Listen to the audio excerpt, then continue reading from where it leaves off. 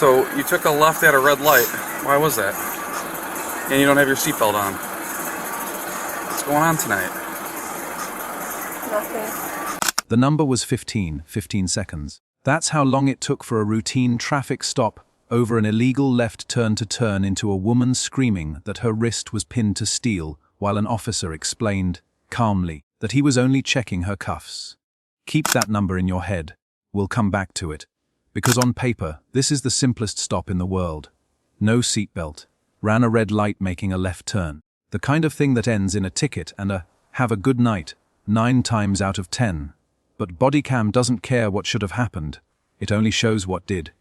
So, you took a left at a red light. Why was that? And you don't have your seatbelt on. What's going on tonight? Nothing. 2 words. That's all she gives him. And already you can hear it. Not defiance, not attitude. Something tighter than that. He asks for her license. She stalls. He asks if she's had anything to drink. She doesn't answer that one directly. Then he asks about drugs and something shifts. Don't ask me that. That's a trigger. What about drugs? Have you taken any drugs this evening? Don't ask me that. Trigger. What's that? When people ask me if you're on drugs. What's that? When people ask me if I'm on drugs. He presses anyway, because he has to. Okay, well, it's a question, I gotta ask. Have you taken any drugs this evening? No. You haven't? No. Have you taken any drugs this evening? No. You haven't? No. He tells her to sit tight, walks off, and this is where the second officer, his partner, steps in, and you get one small, human, almost throwaway line buried in procedure. Hey, Mo, do you have insurance for the car? How did you know my name? 'Cause you gave me your driver's license. No, before that. I know who you are. I've met you before. Hey, Mika, do you have insurance for the car?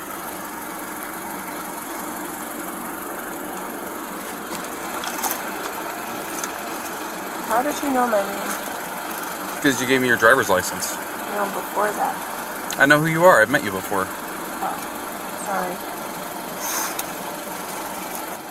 Is this it? Take a look. He doesn't answer that. He just moves on to the paperwork. And whatever that meant, whatever history sat behind those 7 words, it's never explained. It just hangs there. Then she says the line that should have changed the entire tone of the stop. I'm having a really hard time. Okay, can I just take a look at your eyes really quick? I'm not high. What the heck? I just want to take a look at your eyes. I'm not high. I believe This you. is- Okay, that's the whole exchange. Okay, 1 syllable, and the stop keeps rolling forward on autopilot like she'd said nothing at all. Now here's where it stops being a traffic stop and starts being a legal chess match.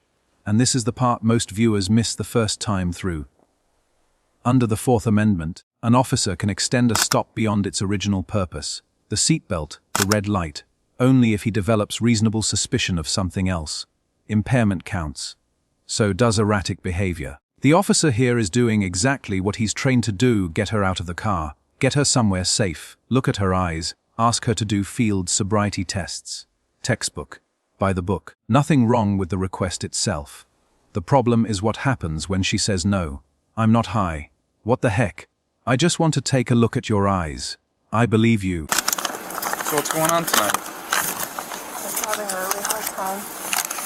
Okay. Is that it?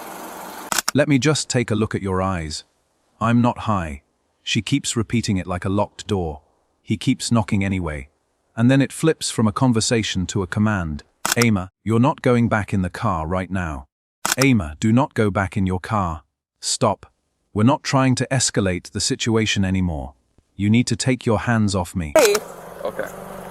All right, Amika, you're not going back in the car right now. You're just going to stand right here. I just want to talk to you. Amika, do not go back in your car. Stop. Amika, we're not trying to escalate the situation anymore. Stop. You need to take your hands off him. Stop. This is my car. Go away. Amika, Stop. Amika. Keep your hands off. All right, Keep your hands off. you're not going me. back in your car. All right. Get your hands off. Watch that sentence structure. He tells her not to escalate while his hands are already on her. That's not a gotcha. That's just what happens in real time when two people's definitions of calm don't match. This is where the raw footage does the work no narrator voice can do. You don't need commentary here. You just need to sit in it. Stop touching me. You're the one touching us. Stop touching me. Stand at the back of the car. You need to relax. She won't go to the back of the car. He tells her it's a lawful order. And here's the legal wrinkle that separates this case from 100 others like it. An officer's directive during a Terry stop only qualifies as a lawful order if it's reasonably related to officer safety or the investigation. Telling someone to step to a specific spot, away from traffic, to conduct a sobriety evaluation. Courts have generally upheld that. It's not arbitrary, it's positioning, but she's not hearing procedure. She's hearing a stranger not leaving her alone. I'm not normal. You guys probably make fun of me. We don't. I want to make sure you're doing okay tonight. I'm fine. I am fine. Everyone struggles. Yeah, so let's talk about that somewhere safe. You're not my therapist. I'm not normal. You guys probably make fun of me. We don't. I want to make sure you're doing okay tonight. I'm fine. I am fine. Everyone struggles. Everyone. You struggle. You struggle. Yeah, so let's talk about that somewhere where it's you're safe. not my therapist. Okay. And that's the line that should stop every viewer cold, because she's right, and also because that's exactly the bind these situations create. He's not her therapist. He's not trained to be one, but he's also the only person standing in front of her at 9 p.m., asking if she's okay, and neither of them has the tools to bridge that gap. This is the pattern interrupt moment, not a joke, not a quirky detail, just a hard stop in the middle of the chaos where the whole video briefly holds its breath. Then it snaps back. What day of the week is it? You tell me! It's a question I need to ask you. I'm just going to stay silent 'cause I'm not doing this. No! Stop asking me that, bro. No. What day of the week is it? What day of the week is it? You tell me. It's a question I need to ask you. Do you know what day Well, of the I'm week just gonna it stay is? silent because I'm not doing this shit. So. You know, the quicker you get done with this. Refusing field sobriety tests is, legally, her right. Refusing to answer questions is her right too, though it needs an actual invocation to fully protect her under Miranda once custody attaches. And custody is about to attach fast. The supervisor gets called. She's told she's not getting back in the car. And that's the moment the whole thing tips over the edge from detained to arrested, because seconds later, you're under arrest. Okay, fine. All right, I'll listen. Too late. The compliance came about 4 seconds after the handcuffs were already reaching for her wrists. You're under arrest. You're under arrest. Okay, fine. All right, I'll listen. Put your hands behind your back. You're under arrest. Oh, you're hurting me. Get your hand out of your jacket. Then let me get my hand out of my jacket. I can't because your hand is there. Ow! You're fucking hurting me. What the Put your hands fuck? behind your back. Don't pull away from me. Get your hand out of your jacket. Then let me get my hand out of my Get your jacket. hand out of your jacket. I can't because your Put fucking your hand is out of there. your jacket. Small detail, but a real one. The classic contradiction of every rough arrest on this channel. Tell someone to move a limb while physically restraining that limb, then get frustrated when they can't comply. It's not malicious. It's just bad choreography under adrenaline. But bad choreography still leaves bruises, and bruises still show up in discovery. She's walked to the car, and then comes the detail that outlasts everything else in this video.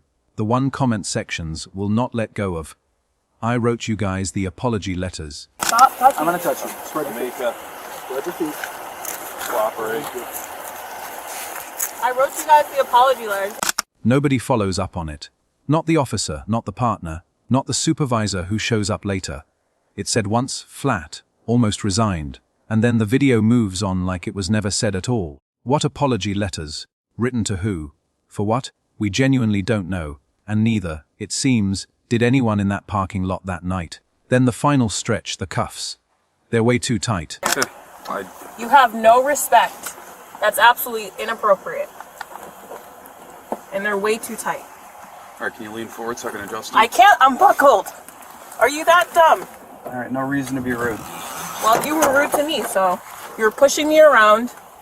That's rude, right? Can you lean forward so I can adjust them? My finger can fit between your wrist. They're fitted properly. Stop pinching me. 15 seconds, remember. That's the gap, by our count, between the first, I'm not high, and the first hand making contact with her arm. 15 seconds between denial and escalation.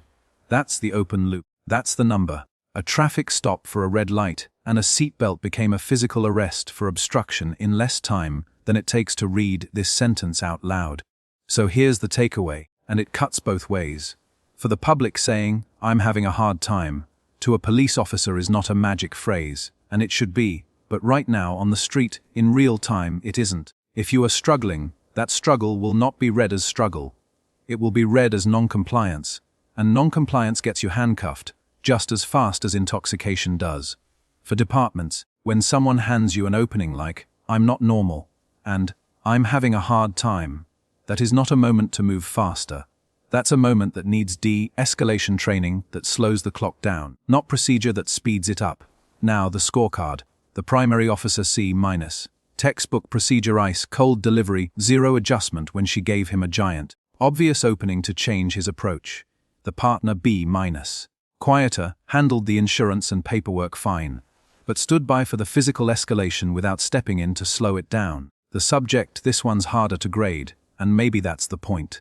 Refusing the sobriety test, legally within her rights, C for execution. Physically resisting the handcuffing, that's what turns detained into obstruction, and that's on her D. But the emotional honesty she kept throwing out into a conversation nobody was built to catch, that's not a grade.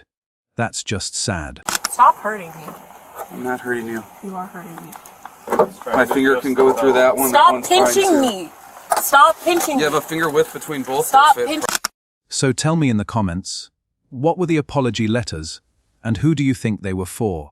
Say what you'd have done differently in the first 15 seconds after she said, "I'm having a hard time," because that's the fork in the road this whole case turns on.